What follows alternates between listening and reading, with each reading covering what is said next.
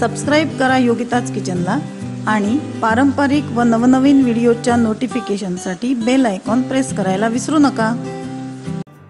नमस्कार, मी योगिता विले। योगिताज किचनमध्ये आपल्या सर्वांचं मनापासून स्वागत आहे। या अगोदर आपण आयुष क्वाथ कसा बनवायचा ते पाहिलं, त्याच्यानंतर सुवर्ण दुग्ध म्हणजे गोल्डन मिल्क कशा प्रकारे बनवायचं ते पण पाहिलं। ते सर्वजण तुम्ही बनवून पितच असाल। तर चहा पिणाऱ्यांसाठी आज खास करून आपण आयुष चहा बनवणार आहोत आणि हे सगळे जे व्हिडिओ आहेत ते आम्ही डॉक्टर अशफाक काझी, रत्नागिरी आयुष विभाग यांच्या मार्गदर्शनाखाली बनवलेले आहेत। तर पाहूया मग आयुष चहा कशा प्रकारे बनवायचा तो।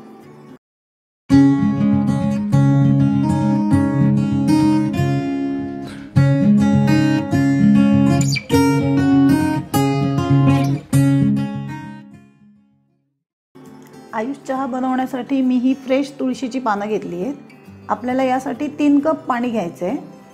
तुळशीची आपल्याला 10 ते 12 पानं घ्यायची आहेत। आलं आपल्याला ठेचून घ्यायचं आहे, 1 इंच म्हणजे आपल्या बोटाचा जो एवढा पेर असतो त्याने मोजून घ्यायचं आणि स्वच्छ धुवून त्याचं साल काढायचं आणि आलं आपल्याला ठेचूनच घ्यायचं आहे, किसून वगैरे आलं नाही वापरायचं आहे। हे मी खलबत्त्यात थोडंसं ठेचून घेतलं आहे। हळद घेतली आहे मी इथे पाव टीस्पून, त्यानंतर मध घेतलं आहे, सैंधव मीठ घेतलं आहे आणि काळी मिरी घेतली आहे। काळी मिरी पण मी थोडीशी ठेचून घेतली आहे। 4च मी इथे मिरीचे दाणे घेतले आहेत इथे आणि लिंबू। इथे मी पातेलीत 3 कप पाणी जे आपण घेतलं होतं ते गरम करत ठेवलं आहे। त्यात आपण ही ठेचलेले मिरीचे दाणे, त्यानंतर ही जी तुळस घेतली आहे ती थोडीशी अशी हाताने तोडून घालायची आहे, ठेचलेलं आलं, अर्धा चमचा हळद,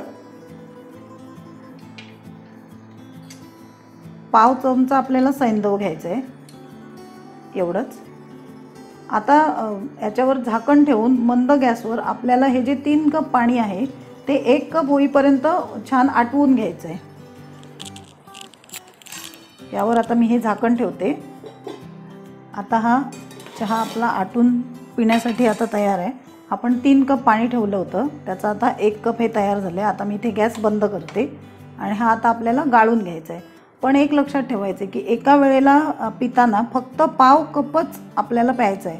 आता समजा तुम्हाला 1 कप चहा प्यायचा आहे तर तुम्ही 1 कप पाणी वेगळं बाजूला गरम करत ठेवा आणि तो जो पाव कप आपण गाळून घेणार हा चहा तो त्या 1 कपमध्ये घालायचा आणि उकळून आपल्याला प्यायचा आहे, म्हणजे तुम्हाला 1 पूर्ण कप चहा पिता येईल।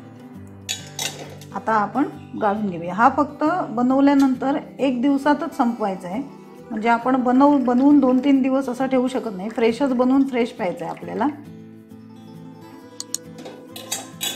आता यात तुम्हाला आवडत असेल तर आपण अर्धा चमचा मध घालायचे यात आणि तुम्हाला जर लेमन फ्लेवरचा पाहिजे असेल तर आपण यात थोडासा लिंबाचा रस घालायचा आहे फ्रेश आणि हा गरम गरम आपण प्यायचा आहे।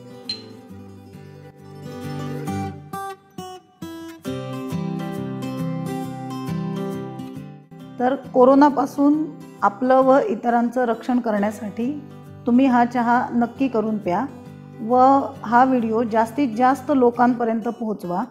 तुम्हाला हा व्हिडिओ आवडला असेल तर नक्की लाईक करा, शेअर करा व अशाच माझ्या रेसिपीज तुम्हाला पाहायच्या असतील तर योगिताज किचनला नक्की सबस्क्राईब करा। थँक्यू।